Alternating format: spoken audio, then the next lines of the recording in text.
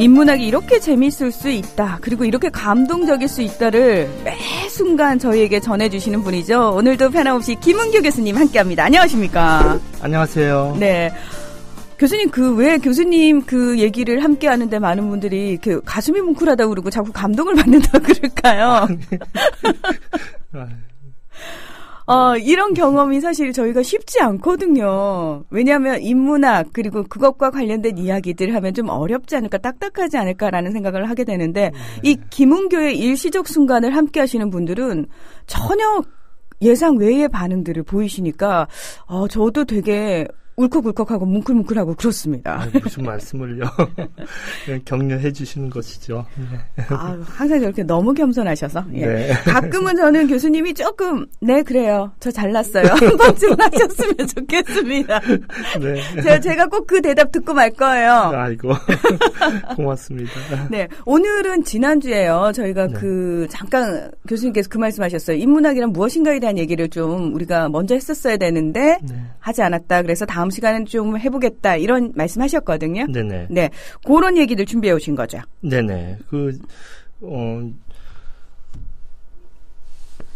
오늘 근데 시작하기 전에 우리가 깜짝이라는 단어를 한번 생각해봤으면 좋겠어요. 깜짝. 네.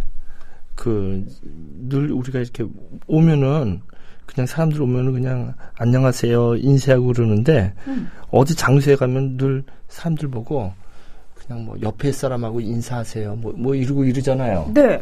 근데 당신은 희망입니다. 이렇게 억지로 인사를 시키고 서로 옆 사람 악수하세요 그러는데 제가 제주도에 갔더니 한라산 기슭에 한 달 전에 갔는데 그 날씨를 잘못 깨닫고 봄인 줄 알고 깜짝 피어난 제비꽃을 봤어요. 그래서 근데 우리가 인사할 때 이렇게 이 방송을 보면서도 그냥 틀에 매인 인사보다도 깜짝하면 어떨까? 깜짝. 예, 한번 깜짝 해보세요, 저보고. 깜짝. 깜짝 놀라는 거 그냥. 진짜 깜짝. 예, 그게 일시적 순간이 아닌가 싶어요. 깜짝하면서. 이게 라디오라 너무 안타깝네요. 그래서 제가 조금 메모를 해놨는데 제 페이스북에 올렸더니 사람들이 많이 댓글을 달아주셨어요. 제가 읽어볼게요. 깜짝. 너무 반가우면 악수도 포옹도 못하고. 깜짝. 너는 제비꽃, 나는 강아지. 하루가 깜짝. 그저 깜짝. 반가워 깜짝. 오늘 나누는 이야기가 이렇게 깜짝 우리가 좀 놀랄 수 있는 그런 일시적 순간이 되면 좋겠습니다. 그래서 깜짝으로 이야기를 시작할까 합니다. 깜짝 놀라는 순간이 꼭 있길 바란다며 우리 김은규 교수님 여러분께 당부해 주셨는데요. 교수님 인문학 이야기 어떤 얘기부터 시작해 볼까요? 제가 이렇게 오늘 인문학 이야기를 하자고 한 것은 이 방송을 하다 보니까 이 질문에 인문학에 대한 개념도 질문을 좀 올리고 그리고 또 제가 두 가지 이유로 이야기를 해야 되겠다는 생각이 들었어요. 제가 노숙인을 위한 민들레 문학교실이라는 것을 하는데 지금은 이제 방학 중인데요. 아마 3월이나 4월부터 다시 시작할 텐데 거기서 이제 여성 노숙인이 계세요. 아주 제가 좋아하는 분인데 성공회 대학교에서 하는 성프란시스 대학에서 1년 동안 공부를 하셨대요. 근데 거기서 이제 공부하신 노숙인들이 꽤 되세요. 벌써 오래됐죠, 거의 그 학교가. 그래서 거기서 공부하신 분들이 저한테 와가지고 1년 해가지고 뭘 자기가 변했는지 모르겠다고 그런 말씀을 하세요. 근데 제가 봐서는 많이 변했어요. 많이 자존심도 변하고, 근데 본인은 못 느끼는 거예요. 제자리에서 빙글빙글 도는 것 같지만, 볼트나 너트처럼 이렇게 성장하고 있는 자신을 모르죠. 이제 한참 더 지나고 있어야지. 근데 일단은 1년 끝나고 나서, 내가 무엇을 했는지 전혀 모르겠다. 이런 말씀을 하시는 분들이, 노숙인들이 계세요.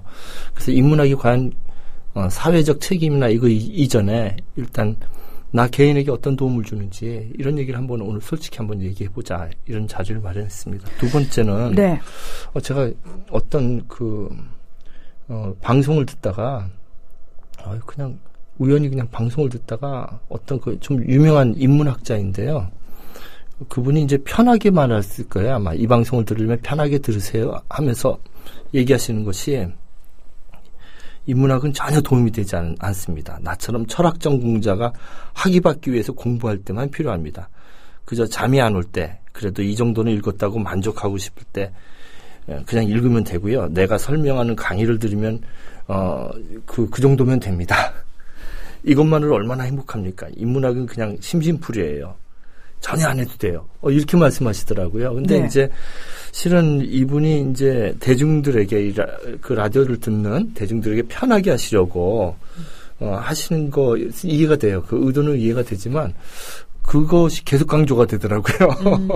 몇 번을 그런 말씀을 하셔서 이게 의도는 이해되지만 가볍게 겁먹지 말라는 것이 이해가 되지만 자칫 잘못하면 인문학은 그냥 귀족들의 그냥 심심풀이로 알려질 수가 있겠다 싶어요. 근데 원래 인문학은 원래 좀 가진 자들이 했었죠. 예를 들면 동양 고전을 읽을 때도 예전에 이제 대나무로 됐었잖아요. 네. 그 대나무 책들이 어마어마하거든요. 그걸 이렇게 감아가지고 쌓아놓을 정도가 되면은 굉장히 큰 공간이 필요한 거죠. 그 대나무를 썩지 않게 보관을 해야 되고요, 책을. 또 마찬가지로 이제 이탈리아라든지 그쪽에서 책을 모은다는 것도 어마어마한 부르주아들이 할 수 있는 학문이기 때문에 자칫 잘못하면 인문학을 그저 심심풀이 학문으로 생각할 수 있는 것 같아요. 근데 과연 그런가? 그 두 가지 질문에서 오늘 좀 시작을 해볼까 합니다.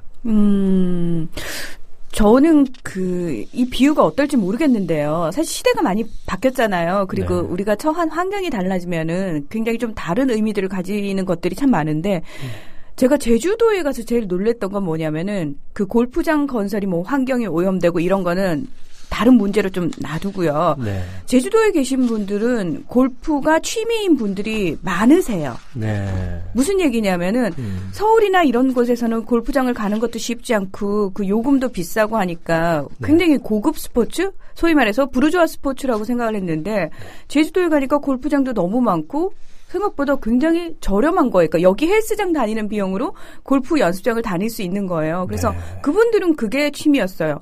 제가 춘천에서 일을 할 때는요. 스키장 저희는 마음 먹고 가야 되잖아요. 주말에 한번 간다거나. 이분들은 딱 시즌이 시작되면은 시즌권을 끊어놔요. 그리고 수시로 그냥 그게 취미인 거예요. 무슨 얘기냐면 그분들에게 그것들은 우리가 봤을 때 아주 특별하고 무언가 고급스럽고 소수의 몇몇만 하는 그런 스포츠가 아니라 그 환경 자체가 그냥 그런 것들을 그냥 일상적으로 즐길 수 있는 그렇죠. 환경이라는 거죠. 그렇죠. 그러니까 인문학이라는 것도 예전에 그렇게 책이 고급스럽고 따로 장소가 마련돼야 될 정도로 접하기 힘든 것이었다면 지금은 사실 책이 너무너무 손쉽게 접할 수 있는 시대가 됐잖아요. 그렇죠. 그렇다면 얼마든지 달라져야 되지 않을까. 그렇다고 또 너무 쉽게 얘기하는 것도 좀 문제가 있을 수 있는데 그래서 오늘 제가 얘기하는 것은 이런 제목을 달아봤어요. 콩나물을 위한 인문학. 콩나물을 위한 인문학. 콩나물한테도 인문학이 필요한가 봐요. 그래서 저는 이제 사실 5가지로 나눠서 이제 인문학을 얘기를 해요.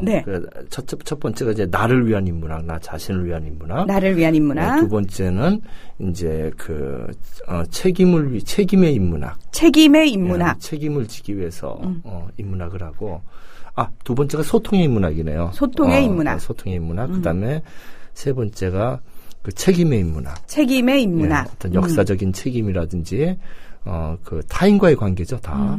그다음에 네 번째가 나눔의 인문학. 나눔의 인문학. 그다음에 다섯 번째가 창의의 인문학. 창의의 인문학. 그리고 스티븐 잡스라든지 마지막 창의의 인문학에 가면은 정말로 많은 분들이 예를 들면 박찬욱 감독의 박쥐라든지 이런 영화들은 정신분석학적인 욕망에 대한 공부가 없었다면 거꾸로 히치코크의 영화라든지 이런 것들은 탄생하기가 참 힘들죠. 그렇죠. 또는 이창동 감독의 박하사탕이라든지 이런 것들은 역사적인 1980년대에 대한 깊은 이해가 없다면은 나올 수 없고 변호인도 마찬가지죠. 그렇죠. 역사에 대한 깊은 고찰과 인문학적 상상이 없었다면 그러니까 인문학이 아무 필요가 없다는 것은 사실은 그 말 자체가 참 위험한 말이에요. 심심부리고 그냥 박사 논문 쓰기 위해서만 필요하다 이런 식으로 얘기하기는 참 곤란한 얘기죠. 조심해서 할 얘기인데 오늘 첫 번째는 그 첫 번째 인문학의 개념, 나를 위한 인문학의 개념을 한번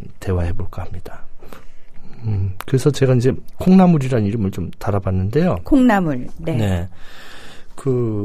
여러분들 어떠세요? 인문학을 하시면서 어떤 느낌을 드시는지요? 저는 이제 첫 번째, 제가 이제 몇 가지 하면서, 나를 위해서 인문학이 도움이 된다는 몇 가지 예증을 좀 들어보려고 해요. 첫 번째, 저는 이제 제 전공이 현대 시거든요.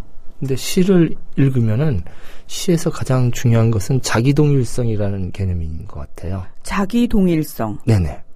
뭐냐면, 타 장르와 틀리게, 소설과 틀리게 시는 자기 이야기를 써요. 흔히 이런 얘기를 하거든요. 소설은 다른 사람의 이야기를 쓰지만 시인은 자기 배꼽을 보여준다. 이런 얘기를 써요. 이거 뭐 제 얘기가 아니라 고은 선생님이 저한테 얘기하시는 거예요. 은교는 배꼽을 보여줘야 된다고 예전에 일본에 오셔서 그런 얘기를 하더라고요. 그러니까 시인은 무의식을 갖다 자기 무의식을 보여주는데 그것을 이렇게 독자가 그 무의식에 공감을 하면은 위로도 받고 그래서 동일화가 되는 거죠. 시인과 시 속의 그 인물 화자와 또 독자가 동일화되는 이 과정을 자기동일성이라고 해요. 모두가 자기동일화되는 그 과정 속에서 공감도 느끼고 그러는데 예를 들면 우리 윤동주 시인의 참회록에서 밤이면 밤마다 나의 거울을 손바닥으로 발바닥으로 닦아보자. 이런 거울 이미지 있잖아요. 네. 이런 것들이 이제 시에서 많이 나타나죠. 그래서 이제 이상의 시에서도 그렇고 시를 읽으면서 나 자신을 이렇게 생각해 볼 수 있는 것이죠. 그래서 시라는 하나의 인문학, 이런 것들이 저는 그 인문학에서 삶을 버티는 기술을 배운다. 이런 생각을 좀 해보고 싶어요. 시 하나만 봐도. 소설은 물론 마찬가지거든요. 그래서 이 어려운 삶을 고통과 기쁨 속에서 그 시인들이 임화도 그렇고 백석도 그렇고 윤동주도 그렇고 김수영이나 신동엽 시인도 그렇고 김남주 시인도 그렇고 그 고통 속에서 그 늪을 기어가는 기쁨으로 주의상스의 마음으로 하나하나 시를 적어가거든요. 그것이 삶을 버티는 기술인데요. 저도 시를 쓰지만 정말 시인들은요 너무 행복해요. 눈에 보이지 않는 보상들이 너무 커요. 제가 농담 하나 해드릴게요. 네. 정주영 회장님이 이거 시라가 아니라 신화 같은 이야기니까요. 이렇게 믿지 않으셔도 돼요. 이거 이렇게 정확한 역사가 아닙니다.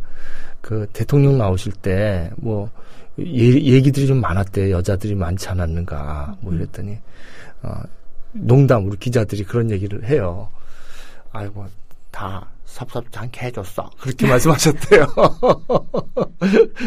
다 문제 없이 다 해결했다고 이거 정확한 얘기가 아닌데.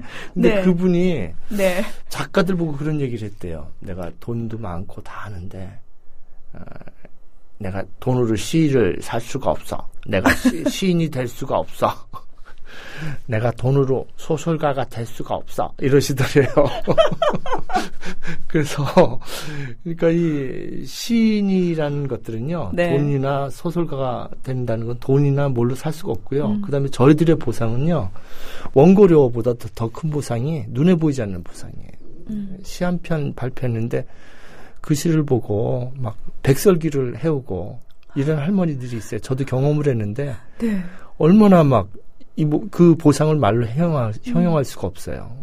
당신 시 하나 때문에 내가 기쁨을 얻었다. 그러고 넥타이도 사오고 이런 분도 계시고, 저는 삼류 시인이니까 아무것도 아닌데, 정말 알려진 시인들이 받는 그 보상들은 정말 바다 같고, 노을 같고, 이렇게 할 수 없는 거죠. 또 그런 보상들을 서로 교환하는 거죠. 그러니까 인문학에서 얻는 우리의 보상들은 그런 노을 같고 바다 같고 그런 힘들이에요. 그런 걸 이제 물리적으로 눈에 보이는 것으로 계산하려는 것도 좀 문제가 있죠. 물론 눈에 보이는 확실히 인문학을 이용해서 돈을 버는 그 문학 콘텐츠를 만들어서 도시를 갖다 인문학적 상상력으로 재구성해서 도시를 관광지로 만든다든지 이런 거 얼마든지 있죠. 문학관을 만든다든지 해서 사람들을 끌어당긴다든지. 제가 이제 영국에 갔는데 런던에 옥스퍼드 가는, 아실 거예요, 아마 사람들. 케임브리지 대학 가는 길목에 한 여관이 있어요. 근데 엄청나게 큰 식당이에요. 바베큐 구워 먹는 식당인데, 사람들이, 세계 사람들이 거기 모이는 이유가 셰익스피어가 거기서 하룻밤 잤대요. 근데 아무것도 없고, 게시판에 셰익스피어가 이렇게 사인했던 영수증이 있어요. 근데 그게 진품인지 가짜인지도 몰라요. 그 앞에서 다 사진 찍어요. 그러니까 눈에 보이는 그냥 확실한 인문학적 이용, 그것도 문화 콘텐츠일지 모르지만 일본에서는 그래서 그런 걸 엄격하게 금지해요. 아쿠다가와가 여기서 자고 갔다 이런 거 함부로 못 써요. 그거 다 가마쿠라 이런 데서는 엄청나게 심사를 해요. 굉장히 힘들어요. 그래서 인문학적 가치라는 것이 꼭 그렇게 돈으로 보이는 것뿐만이 아니라 시나 소설처럼 우리를 반성케 하고 우리 거울을 통해서 우리의 삶을 되돌아보게 하고 자살할 것만 같았던 우리의 삶을 갖다가 또 의미 있게 되살리게 한다는 것이죠. 그러니까 실제로요. 여유가 있어서 시를 읽었던 게 아니라 요즘은 참 시를요. 지하철에서도 많이 읽을 수 있고요. 네. 예, 그리고 왜 버스 정류소 같은 데다가 시를 써놓기도 하거든요. 보려고 본 게 아니라 우연히 그 시를 접했는데 희한하게 그 시구절이 내 마음을 어루만져주고 위로해줄 때가 있어요. 그렇죠. 우리가 그때는 정말 시한테서 이렇게 위로받는 순간이 정말 존재하는구나. 그렇죠. 그거는 이 사람의 학식이나 인격이나 이런 것과 관련이 없이. 그러게 말이에요. 예. 그게 기적이라면 저는 그 기적은 일상 속에서 많은 분들이 한 번쯤은 다 경험하신다고 생각하거든요. 그렇죠. 예. 그리고 두 번째는요, 이제 문학 얘기는 여기서 넘기고, 그 다음에 동양 고전이나 동양 철학 이야기를 동양 고전이나 동양 철학이 우리에게 개인적인 어떤 도움을 주는가. 네. 예. 문희정 아나운서는 동양 철학 하시는 분한테 점쳐달라고 부탁해 본 적이 있으세요? 제가 철학과를 나와서요. 그런 얘기는 절대 안 할 뿐만 아니라 그런 얘기를 하도 많이 들어서 이런 무식한! 이러고 제가 소리를 질렀던 기억이 나요. 저는요. 참 이 방송을 하면서 문희정 아나운서님을 이렇게 뵈가지고 얼마나 좋은지 모르겠어요. 제가 이제 우리가 대본 없이 이렇게 얘기를 하는데 사실은 지금 대본도 없고 아무것도 없이 지금 청취하는 거 아니에요. 이 청취자분들이. 네. 그러니까 그분들을 제가 설득을 하고 이야기를 전하려면 앞에 계신 분을 충분히 이해를 시켜야 되는데 앞에 계신 분들을 이해를 못 시키면서 제가 막 대본을 읽어가면 그게 방송이 제대로 되겠어요. 그래서 제가 눈 커다랗게 뜨고 귀를 쫑긋 세우고 있잖아요. 교수님 보면서. 문 선생님을 제가 이해를 시키고 천천히 해야지 청취자분도 이해가 될 것 같아요. 그래서 그런 생각을 해보는데 근데 이제 이 동양 고전이나 동양 철학을 단순히 이제 점치는 걸로 그다음에 모든 동양 철학을 처세술로 생각하는 거예요, 이제. 네, 심지어 저 그래서 대학 때요 주역 철학 배웠거든요. 강의를 들었어요, 한 학기 강의를. 예, 그렇구나. 예. 근데 많은 사람들이 주역하면은 육계 생각하시고 그거 점치는 거라고 얘기하잖아요. 그렇구나. 근데 차원이 사실은 다른 의미거든요. 그렇죠. 그때 저도 많이 깨졌고 많이 느꼈거든요. 그래서 그런데도 하여튼 그것도 도움이 되는 거예요. 그렇죠? 근데 저는 그렇게 생각해요. 주역이라든지 동양 철학에서 나오는 점이라든지 사실은요. 저를 완전히 무시는 하지 않아요. 그러니까 옛날 사람들의 저는 이제 못 믿을 미신으로 이렇게 그냥 비하하는 것이 아니라 옛날 고대인들이 셀 수 없이 경험하여 만든 체계적인 통계학이라고 생각이 들어요. 그분들이 예를 들면 그런 거 있잖아요. 우리가 이제 제비가 낮게 날면은 비가 온다 이런 거 있잖아요. 그러니까 그건 셀 수 없이 경험을 통해서 한 것이죠. 그렇죠. 과학적인 이야기는 이제 저기압이 되면 벌레들이 밑에 쭉 내려와가지고 제비들이 물을 차는 게 물 차는 것이 아니라 그 물 위에 있는 이제 모기라든지 파리 같은 거 먹으려고 이렇게 물을 탁 차고 먹고 올라간다는 거죠. 근데 사실은 비가 오기 전에 저기압 상태라는 것이죠. 그래서 옛날 분들은 그렇게 설명은 못하지만 그런 과학적인 배경이라든지 아주 많은 체험이 축적돼서 통계학적으로 나온다는 것이죠. 그렇죠. 그렇지만 지금 말씀하신 것처럼 그 전체를 처세술이나 상호파로만 보면 좀 문제가 있겠죠. 예를 들면 이제 손자병법에 대해서 손자병법 책을 처세술로 나온 책들이 굉장히 많아요. 한때 우리 사회에 그 열풍 불지 않았나요? 그러게 말이에요. 예. 그러면은 이 타자를 이웃이 아니라 이 전쟁의 상대로 보게 돼요, 이제. 그렇죠. 손자병법 말 그대로 병법책이잖아요. 그렇죠. 손자가 쓴. 그러게 말이에요. 예. 그래서 야, 이놈들. 너희들은 나의 적이다. 이렇게 되는 거예요. 나는 장비다. 뭐 이러고 옆에 사람들을 내가 이겨야 돼. 너네들을 그렇죠. 밟고. 예. 같이 정말 윈윈하고 이 블루오션에서 모두 네. 성공하는 것이 아니라 네. 위험한 사회가 되는 것이죠. 근데 이 손자병법이라든지 이런 것들을 그 당시에 큰 역사적 상황 그런 틀에서 보지 않으면 위험한 것이죠. 그렇죠. 그 사마천이 얘기했듯이 좀 이렇게 크게 이야기하는 것인지 모르지만 그 제자백가의 모든 그 서적과 기록들은 이상사회 건립을 위한 것이다. 큰 국가를 이루는 기술 안에서 그 안에서 그 왕이라든지 그 맹자 보면 뭐 양의 왕이라든지 나오잖아요. 그 사람들하고 카운셀링 해주면서 그것이 그냥 그 좁게 보면은 그 왕의 인격에 대한 문제지만 사실은 그 나라들을 갖다가 어떻게 그 운영하면 좋은지 그걸 대화하는 거잖아요. 네. 그러니까 넓게 봐야 되는데 하여튼 이런 것들, 이 맹자나 논어라든지 또는 이런 많은 손자병법이라든지 이런 것들이 그러니까 제가 봐서는 그 기량이 필요한 것 같아요. 작게 보는 거하고 크게 보는 거 그 긴장 관계 속에서 고전을 갖다가 작은 의미도 읽을 줄 알고 큰 의미도 볼 줄 아는 그 양자를 통해서 그 실용주의적 관점에서 충분히 동양 고전들도 나에게 도움을 줄 수 있다. 이런 얘기를 하고 싶은 겁니다. 네. 그러니까 그게 그 도움을 받을 수 있는 게 또 이문학적 역량이겠죠. 그러게 예. 맞습니다. 예. 세 번째는 정신분석학. 예. 그 프로이트라든지 락강이라든지 또는 지제기라든지 이런 사람들의 그 세상을 정신 분석하여서 이렇게 내놓는 그것도 우리에게 큰 도움을 줄 수 있다고 생각이 됩니다. 네. 저는 이제 불경을 읽으면요, 참 마음이 편해질 때가 있어요. 근데 이제 예전에 막 일본에서 너무 힘들어서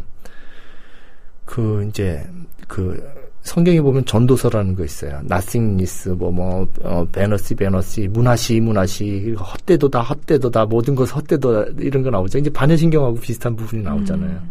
근데 이제 성경은 이렇게 쭉 나오고 해결을 이제 예수님 믿고 기도하면 이렇게 나오는데. 그렇죠. 불경은 어떻게 하냐면 차곡차곡 정리를 해줘요. 막 방이 막 흐트러져 있는데, 고난은 요거는 어떤 고난이고 요 고난은 어떤 고난이고 해가지고 마음이 정리가 돼요. 그래서 저는 이제 전도서를 읽으면서도 반야신경 강의를 동영상으로 다 본 적이 있었어요. 예, 그거 굉장히 오래 걸렸어요. 그때 유명하지 않았어요. 법륜 스님 거. 그때는 정토의 사이트 들어가서. 네. 근데 그 법륜 스님 스태프들이 많이 일본에 들어오셨어요. 그 탈북자 프로그램으로. 우연히 이제 나리타 공항에서 다 같이 타면 옆에서 쭉 같이 얘기하고 그러는데 미국 유학 갔다 오고 그 법륜 스님과 정토회 안에서 그 탈북자들을 갖다 통계내고 이런 일들을 하시는 분들을 만나서 쭉 얘기를 들으면서 이게 참 새로운 불교 운동이구나 싶었는데 저는 이제 불교를 어떤 종교적 경전이 아니더라도 고전으로도 저는 인류가 만든 최고의 정신분석학 책이라고 보고 있어요. 예, 정말로 그 인간의 모든 고뇌나 이런 걸 정말 잘 분석했다. 근데 사실은 알랭 바디우라든지 또는 그 락강이라든지 동양 고전에 빚진 것들이 굉장히 많죠. 작년에 이제 알랭 바디우가 서울에 오셨는데 시청에서 이제 강연 끝나고 한 분이 질문하셨어요. 네. 손 들고 불교적인 사유가 굉장히 많은데 그랬더니 읽었을 거야 아마. 근데 그렇게 얘기하시더라고요. 내 책에 불교적인 사유가 많다면은 나도 기쁘다 이렇게 얘기하시는데 하이데거나 니체나 이런 정신분석학적 사유, 불교를 정신분석학으로만 보면 안 되겠지만 그쪽 시각에서 보면 굉장히 의미가 있다고 생각이 듭니다. 그래서 이 정신분석학이 우리가 갖고 있는 이 결핍 이런 것 갖다가 외면하거나 피하지 않고 직시하게 만들죠. 그래서 그것을 직시하고 내 결핍을 직시하면서 내가 갖고 있는 여러 컴플렉스, 뭐 대인기피 증세 이런 것 갖다 해결하게 해주죠. 그래서 저는 그 정신분석학이 굉장히 중요한 그 인문학이고 그것이 꼭 나를 위한 제 체험에서는 굉장히 좋은 것이 아닌가 싶습니다. 그래서 제가 지금 시와 그다음에 두 번째는 동양고전 동양철학과 또 그다음에 세 번째는 이제 정신분석학 얘기를 했는데요. 여러분들 어떠셨는지 모르겠어요. 그래서 저는 이제 정신분석학 책을 읽을 때는 카우치라고 긴 의자 있잖아요. 네. 긴 소파 거기에 탁 누워 있으면은 사실 정신분석학도 초기에는 그 귀족들의 학문이었어요. 그 프로이트나 이런 사람들한테 정신분석학 받으려면 막 기차 타고 가는 거예요. 소문 듣고.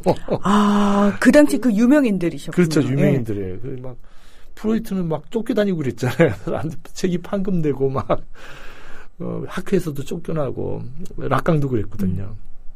그 정해진 규정대로 안 지킨 거예요. 뭐 그 당시에 정해진 규정. 예, 임상을 하려면 뭐 30분 동안 뭐라고 이런 정신분석학적 규정이 있는데 최면술 기법도 이용을 하고 막 그랬거든요. 그럼 이제 카우치에 누워서 쭉 얘기를 듣죠. 얘기를 자기 어릴 때 상처가 어땠고 뭐 무슨 소리를 들었고 뭐 아버지와의 뭐 엄마가 어땠고 뭐 이런 걸 갖다 쭉 얘기를 했는데 그런 식으로 저는 가끔 정신분석학 책을요. 카우치는 아니지만 소파에다가 이렇게 비계를 놓고 누워가지고 이제 프로이트나 락강이나 지적책을 읽는 거예요. 그러니까 마치 저희들이 그냥 만화책을 편하게 읽듯. 예. 내 말을 이런 분들이 듣고 내 삶의 썩은 가지와 잎사귀를 잘라내도록 상담해주고 저는 그런 힘으로 간신히 실뿌리를 내리고 견뎠던 기간이 있어요. 사실은 저는 4년 전에 귀국을 했는데요. 적응이 안 돼가지고 온 몸과 마음이 다 부서졌어요. 그때 귀국하자마자 사고를 당해가지고 뼈도 무릎이 다 나가고 다리가 완전히 절단됐어요. 전후방 십자인대가 다 나갔고 뼈도 나갔으니까 끊어져 버린 거죠. 피부만 있는 거죠. 다리가 덜렁덜렁 된 상태인데 그러니까 그걸로 병원에 있고 그다음에 또 그 내 옆에는 4번 자살한 사람이 누워 있고요. 그런 상황에서 이제 병원에서 쭉 있으면서 야 이게 죽음을 거의 이게 사는 건가. 그리고 이제 끝나고 이제 휠체어하고 그다음 목발을 타고 거의 1년을 지냈는데 그러면 또 아들하고 또 갈등도 있고 그리고 이제 귀국했는데 취업은 안 돼가지고 그 일본에서 받았던 퇴직금 이런 걸 다 그냥 병원비로 다 날리고 야, 이 강사 생활하다 보니까 또 목발로 강사를 했어요. 2학기 때. 그랬더니 정말 이 돈이 안 되더라고요. 그래서 야, 강사분들이 자살해서 이렇게 자살하는구나. 그러면서 막 대인기피 증세가 생기는 거예요. 아무도 안 만나고. 그래서 그래서 막 집에서 제발 좀 나가서 사람을 만나라고 할 정도로. 근데 제가 그때 도움이 됐던 것이 그때 트위터하고 페이스북을 시작을 했어요. 우연히 자꾸 메일에 귀찮게 들어오는 거예요, 그게. 그래서 뭐라고 이렇게 쓰면은 사람들이 좋아요를 눌러주는 거예요. 그래서 세상에, 나 같은 사람도 누가 좋아요라고 해주네.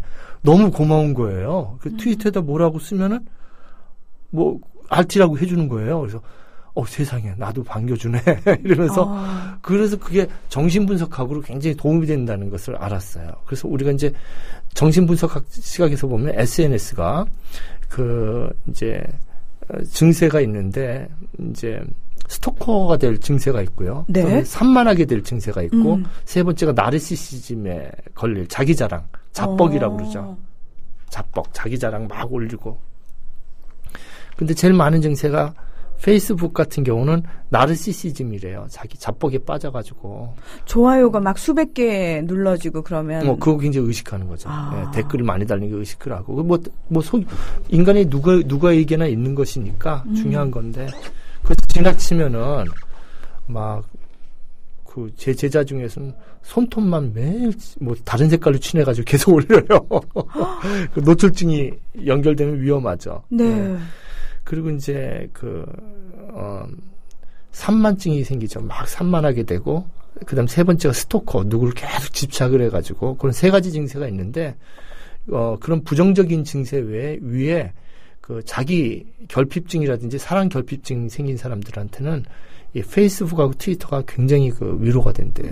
트위터에서 누가 죽으려고 그러면은 막 사람들이 경찰한테 올리잖아요. 이 사람 자살할 것 같다 그러고. 네. 페이스북에서 또 위로. 그래서 우리가 좋아요 클릭해 주는 것이 굉장히 좋은 거죠. 그래서 되도록이면 우리 깜짝 놀라면서 좋아요를 많이 클릭해 줬으면 좋겠습니다. 이런 얘기를 하는 것이 이제 네. 정신분석학적 생각이죠. 그래서 지금 제가 3가지를 얘기했는데 이 시집이나 문학이 주는 우리에게 주는 힘들, 보이지 않는 정말 바다와 같고 노을과 같고 정주영 회장께서 나는 그런 거 못해 이런 거 지금 다들 교수님이 성대모사 하는 거에 다 빵 터지셨어요. 예. 돈으로도 살 수 없어 이런 시인들과 소설가가 주는 큰 힘들, 돈으로 살 수 없는 큰 힘들, 그리고 또 동양고전과 동양 철학이 주는 우리에게 주는 세상을 보는 시각들, 그래서 문학이 주는 삶을 버티는 힘, 동양고전이 주는 우리에게 주는 그 세상을 해석할 수 있는 힘, 정신분석학이 주는 나를 분석할 수 있는 힘, 이런 것들이 그 구체적으로 나를 위한 인문학의 한 예가 아닌가 이런 생각을 좀 해봅니다. 그래서 저는 이런 얘기를 하면서 콩나물이라는 얘기를 좀 한번 해보고 싶은데요. 콩나물 키워보셨어요? 네. 콩나물 어떻게? 콩나물 저희 어렸을 때 집에서 어머니가 네. 그때만 해도 지금은 다 전기장판들 많이 사용하시지만 그때는 네. 연탄 갈고 할 때는 아랫목이라고 따뜻한 부분이 있었죠. 근데 콩나물은 따뜻한 데서 키우지 않고요. 윗목에서 키우더라고요. 제 기억을 떠올려 보니까. 그래서 까만 천 같은 걸로 덮어놨던 것 같고요. 네. 저는 정말 설마 했던 게 물만 주잖아요. 그러게 말이에요. 이 아이한테 물만 주는데 이 아이가 자라요. 그러게 말이에요. 그렇죠. 예, 그게 저는 되게 신기했어요. 그래서 콩나물을 키우는 통이 따로 있잖아요. 네. 고무 시루 있고 거기다 나무를 이렇게 걸쳐가지고 그 위에다 시루를 놔가지고 그렇죠. 구멍 뚫린 시루를 놔서 물을 뿌리는데 물이 밑으로 빠지게. 근데 어두운 곳에서 고온다습하게 해서 그냥 물을 뿌려주는데 마르지 않도록 물을 자주 주는 것이 좋죠. 네. 근데 그 콩나물 보면 어릴 때 아래 뚫린 구멍으로 물이 다 그냥 숭숭 다 내려가 버리는데 네. 불시에 사라져 버리는데 저게 무슨 도움이 될까 이러거든요. 그리고 물만 주는데 내가 지금 뭘 한 건가 지금 시간 낭비하는 거 아닌가. 근데 어느 날 보면은 깜짝 놀랄 시기가 있었죠. 네. 갑자기 보면 콩나물들이 갑자기 그 천을 쑥 위로 올리는 거예요. 네. 한 뼘 정도 어느 날. 그런 그 경험을 하는 거죠. 어린 마음에요. 그게 너무 재밌어서요. 네. 틈만 나면 고기 앞에서 노는 거죠. 그러게 말이에요. 물 부어주고. 물 부어주고 계속. 그래서 그 힘센 콩나물들이 천을 밀어올리는 것뿐만 아니라 마치 하늘을 밀어올릴 기세로 쭉 한꺼번에 일어나죠. 그 인문학을 같이 공부하다 보면요. 그런 체험들을 해요. 같이 공동체로 책을 읽다 보면 사유나 깊이나 행동이 친구들과 같이 어느 날 쑥 콩나물처럼 폭발하는 그런 힘들이 보이죠. 예. 처음엔 이걸 배운다고 삶이 뭐가 그렇게 크게 달라지겠어. 네네. 또 시간 낭비하는 거 아니야? 예. 또는 나와는 어울리지 않는 거 아니야? 라고 반신반의 많이 하죠. 그렇겠죠. 그러니까 콩나물처럼 매일 물을 줄 수는 없지만 저는 이제 권유하는 것은 일주일에 2시간 정도는 인문학과 함께하는 친구와 함께 그런 모임을 꼭 만들기를 권하고 싶습니다. 예.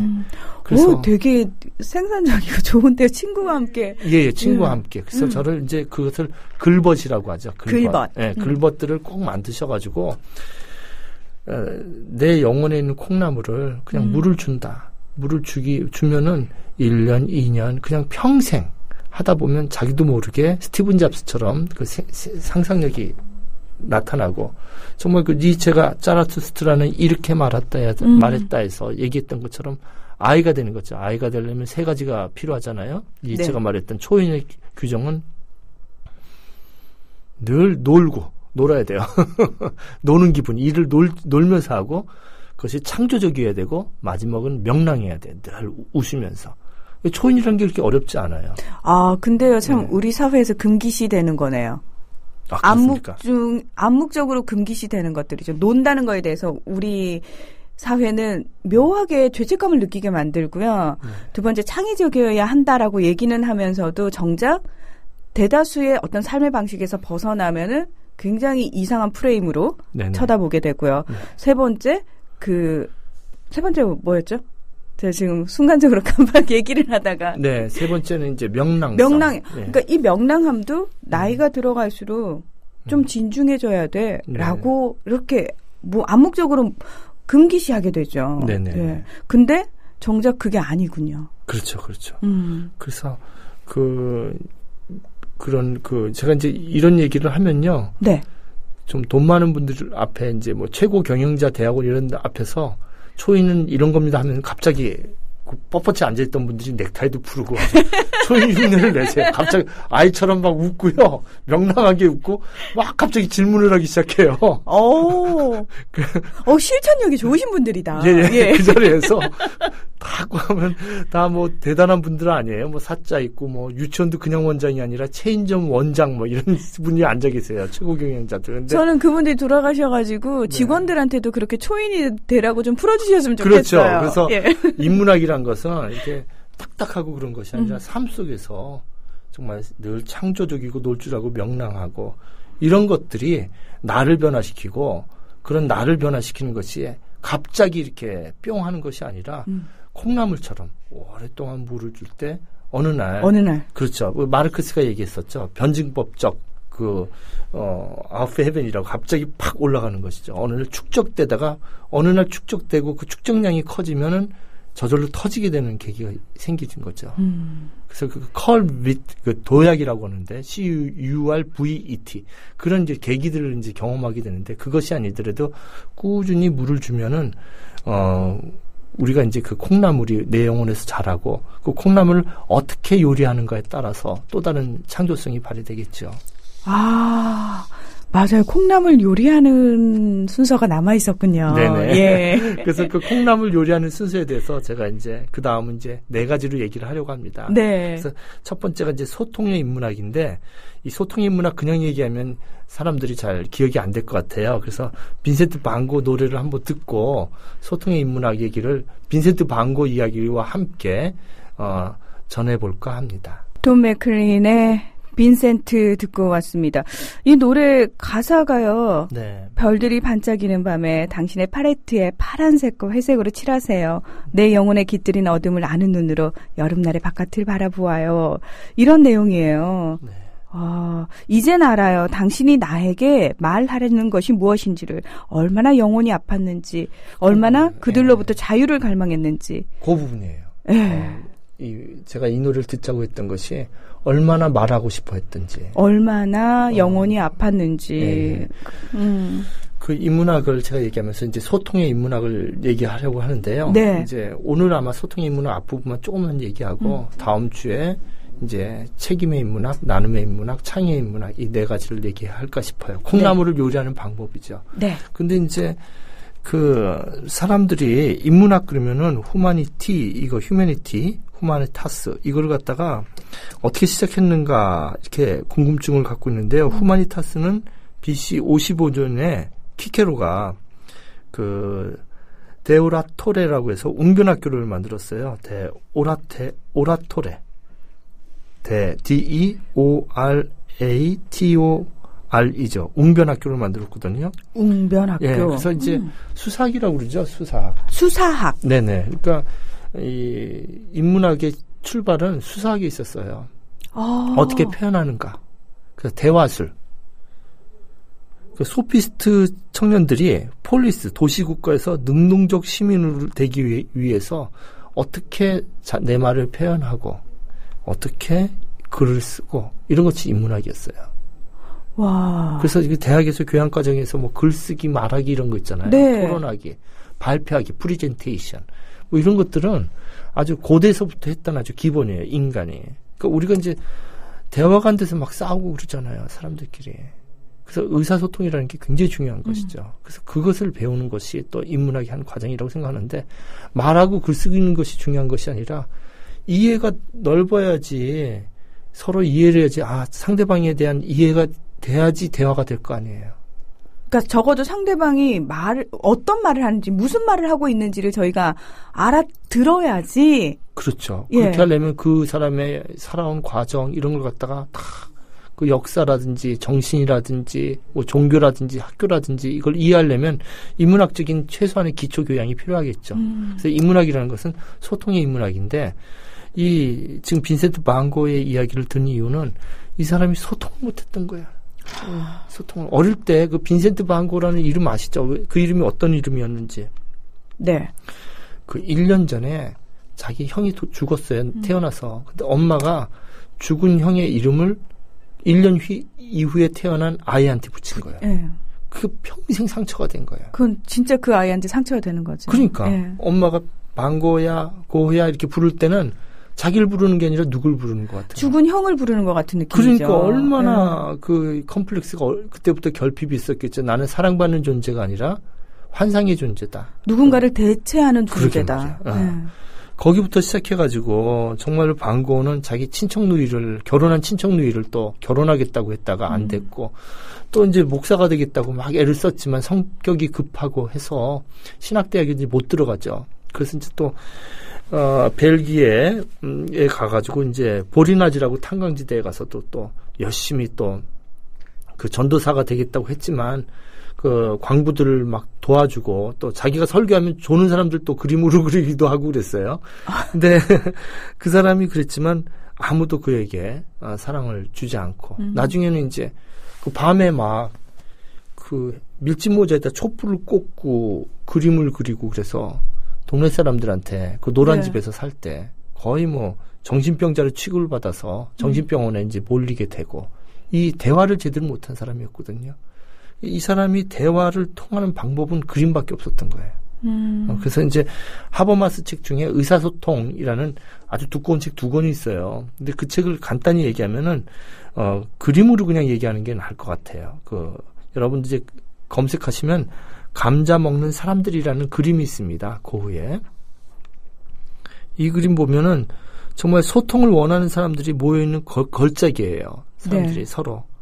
그래서 이제 이 그림 보면 그 왼쪽에 그 젊은 부부가 그 왼쪽에 이제 좀 나이 든 부부들이 앉아있죠. 네. 그래가지고 가운데 이 할아버지가 빵 같은 걸 권하면서 이게 빵이 아니라 감자죠. 그죠? 감자를 권하면서 뭐라고 하는 것 같아요. 제가 이걸 질문을 하면 사람들마다 다 다릅니다. 아, 그래요? 예. 배고팠지 이거 먹어. 근데 좀 어떤 사람은 먹어도 돼? 이렇게 묻는 거래요. 아니요. 사람에 따라 달라요. 답이 없어요. 네. 그러니까 먹어도 돼? 이렇게. 그리고 이거 또 나 먹어도 돼? 어떤 대답이 나오네. 저는 다른 사람의 대답이 너무 궁금해요. 너무 재밌어요. 그리고 또 어떤 사람들 젊은 부부가 또 있죠. 그림에 보면 네. 그 감자 먹는 사람들이라는 그림에 인터넷에 검색하면 다 나오는데. 네, 감자 먹는 사람들 검색해서 좀 보시면 좋을 것 같아요. 근데 이제 젊은 부부가 이제 또 나오는데 이 가족이에요. 옆집 사람들. 근데 또 이제 그 젊은 사람의 손을 고흐가 굉장히 많이 그렸어요. 그 중에 하나를 연습해가지고 하나 그린 거예요. 제대로 이제. 근데 그 여자가, 부인인 여자가 또 이제 포크로 찍어서 먹으려고 그러니까 뭐라고 그래요. 근데 사람에 따라서, 설명이 다 틀려요. 어떤 사람은 여자가 이거 먹어 이렇게 생각하는 사람도 있고요. 어떤 사람은 그만 먹어.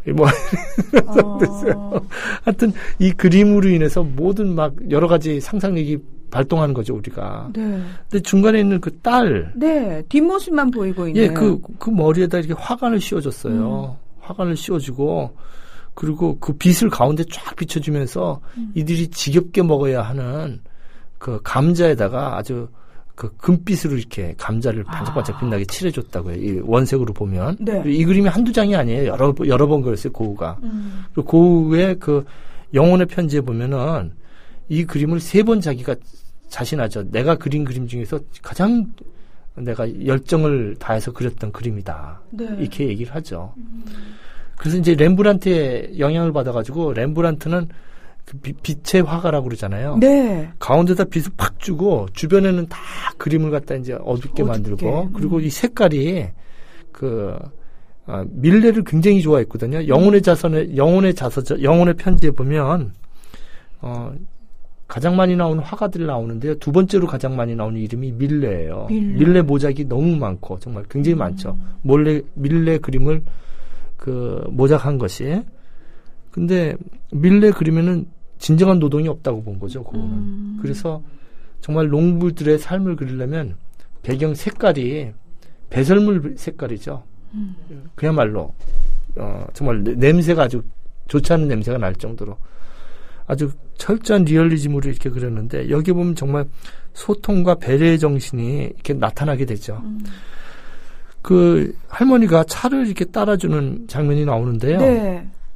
그 차가 뭐냐 이렇게 또 물으면 여러 대답이 나와요. 뭘까요? 커피 아닐까요? 예, 그렇게 대답하는 분들이 계셔요. 또 어떤 사람들은 콜라래요. 그 당시에 콜라는 없었겠죠. 예. 근데 이제 그 커피라는 확실한 적은 없는데 영화 이 미술을 이 작품을 분석하는 사람은 많이 이제 나와 있는 얘기가 그 당시에 커피는 굉장히 고가의 제품이었기 때문에 이 가난한 집에 고흐가 커피를 마실 수 있도록 그림에서나마 배려를 해줬다 이런 얘기들이 있어요. 되게 짠하다. 예. 예. 그래서 정말 이러한 이 그림 우리가 이렇게 이 그림을 이제 포항공대 이진우 교수님께서 철학하신 이진우 교수님께서 이 그림으로 설명을 하시더라고요. 인문학이라는 것은 이렇게 소통의 인문학이다. 서로 한 가족이 둘러 모여서 얘기를 하고 그리고 또 그림 속의 인물들이 우리와 대화하는 네. 이러한 과정이 소통의 인문학이 아니겠는가. 정말 소통을 통해서 서로 심리하고 배려하고 염려하는 이러한 정신이 이 그림에 가득 배어있다. 이것이 인문학의 핵심이 이 그림에 다 있다. 이렇게 설명하신 걸 제가 들은 적이 있어요. 저는 이 그림을 보고 그런 생각을 해내신 분이 참 대단하다라는. 아마 저 같은 사람은 워낙 좀 이런 부분에 대한 수준이 좀 떨어지기 때문에 이 그림을 보고 참 남루한 농가의 모습이구나. 그냥 그러고 지나갔을 텐데 똑같은 그림을 보고도 참 많은 것들을 생각을 하시는 분들이 계세요. 예. 네. 그래서 인문학의 정신은 지금 대단하죠. 이 그림 가지고 그렇게 생각하시는 것도 재미있는데. 네. 그래서 인문학의 정신은 자기의 지식을 자랑하려고 하거나 또는 그냥 남이 읽으니까 그냥 읽는 그런 것이 아니라 기본적으로 인문학을 통해서 많은 대화를 정확하게 자기의 뜻을 전하는 이런 소통이 인문학 정신의 그 가장 기본적인 정신이라고 이렇게 생각을 해봅니다. 적어도 이 방송을 함께 하신 분들은 앞으로 고흐의 이 감자 먹는 사람들이란 그림을 보면서 이진우 교수님이 하셨던 말씀 그리고 또 김은교 교수님께서 지금 하신 말씀들 또 나름대로 자기 눈에 보이는 이 그림 속 사람들의 어떤 대화 이런 것들을 생각할 수 있어서 이 그림이 굉장히 좀 특별해지지 않았을까라는 생각이 들어요. 네. 그래서 네. 제가 맨 처음에 제가 깜짝이라는 제 메모를 읽어드렸잖아요. 깜짝! 예, 깜짝. 그래서 그거 아무것도 아닌 것 같지만 우리가 늘 이렇게 깜짝 서로 놀라면서 소통하려고 애를 쓰고 지금 소통이 안 돼서 지금 정치도 문제가 되는 거 아니겠어요? 네. 그렇죠? 대통령이 국민들하고 소통하고 나와서 정말 반대하는 사람들하고도 대화를 하고 이래야 되는데 대통령은 물론이고 또는 뭐 많은 지도자들이라고 하는 사람들이 소통 안 할 때 생기는 것 같아요. 서로들 이 인문학의 기본 정신, 소통하려고 애쓰는, 노력하는 자세들이 좀 보여줘야 될 것 같습니다. 그래서 제가 맨 처음에 이제 깜짝이라는 너무 반가우면 악수도 포옹도 못하고 그저 깜짝. 예. 그렇죠. 예. 이러고. 예. 그래서 맞아요. 그러한 정신이 이 사회 속에서 좀 회복되어야 될 거라고 생각을 해봅니다. 네. 우리 펄잼님께서요. 새로운 세계를 만납니다. 매번. 정말 고맙습니다. 이렇게 말씀을 해주셨어요. 네. 아마 교수님 좀 전에 그 말씀하셨잖아요. 글벗. 네. 예. 친구와 함께 꼭 일주일에 2시간만이라도 인문학을 이야기하는 시간을 가져보면 좋을 거다라는 말씀을 하셨는데요. 특별히 자기가 어떤 특별한 책을 찾아 읽지 않더라도 지금 이 순간을 함께 하셨던 분들은 친구를 만나서 너 혹시 고흐 의 그림 중에서 감자 먹는 사람들이랑 그림을 아니? 라면서 자연스럽게 얘기를 또 꺼내게 될 것 같아요. 네. 아유, 그러면 다행일 것 같습니다. 아마, 그렇게 하면은 특별히 의도하지 않아도 자연스럽게 대화 속에서 인문학 얘기를 하게 되는 계기가 되지 않을까. 예. 그래서 저는 이제 농촌에서 좀 대학을 다녔거든요. 네. 파주역에서 기차를 타고 이렇게 제가 신촌에 있는 대학교를 다녔는데. 와. 저는 이제 그 자연물을 보면서 아까 얘기했던 콩나물도 그렇고 상추가 신기해요. 상추? 네, 고무다라이에 상추를 심으면요. 네. 한 12번, 13번은 꺾으면 꺾인 자리에서 또 나와요. 네. 상추가. 그 되게 신기해요. 그래서 저는 이제 상추라는 시를 썼어요, 제가. 네. 예전 제 첫 시집에 나오는데 꺾어도 계속 나오는 힘. 그런 것들이 인문학이 아닌가. 이 콩나물 같고. 그 다음에 또 메주가 신기해요. 메주요? 메주가. 그 어둠 속에서 갇혀가지고 더운 여름날 아주 그냥 완전히 땡볕에서 마르고 말라서 그 찬란한 감자의 정말 간장의 맛을 탁 만들어내거든요. 근데 메주는 굉장히 못생겼어요. 우리 저처럼 아주 못생겼어요. 아니 근데 저는 메주 못생겼다는 생각을 못 하거든요. 왜 못생겼다고 그래요? 근데 그 못생겼던 메주가 엄청난 힘을 만들어내거든요. 그래서 인문학이라는 것은 제가 이렇게 말씀드린 것처럼 아무것도 아닌 것 같지만 이렇게 우리가 문학에서도 삶을 버티는 기술을 배울 수 있고, 두 번째 동양 고전을 통해서도 단순히 처세술이 아니라 우리 이 공동체를 이끌어 나가는 힘, 이런 것들도 배울 수가 있고, 세 번째 정신분석학을 통해서 나를 타자로 두고 분석할 수 있는 힘을 배울 수 있고, 그런 것이 그 콩나물 자라듯이 이렇게 같이 공동체 속에서 메주처럼 상추처럼 같이 힘을 합치면은 아주 커다란 힘을 만들어낼 수 있다. 그 기간을 우리가 견디면서 어려운 기간을 이겨내보자. 이런 얘기를 오늘 드렸습니다. 네. 우리 함께라면 조금 더 즐겁게 견딜 수 있을 것 같습니다. 김은규 교수님 오늘도 아주 소중하고 귀한 말씀 고맙습니다. 감사합니다.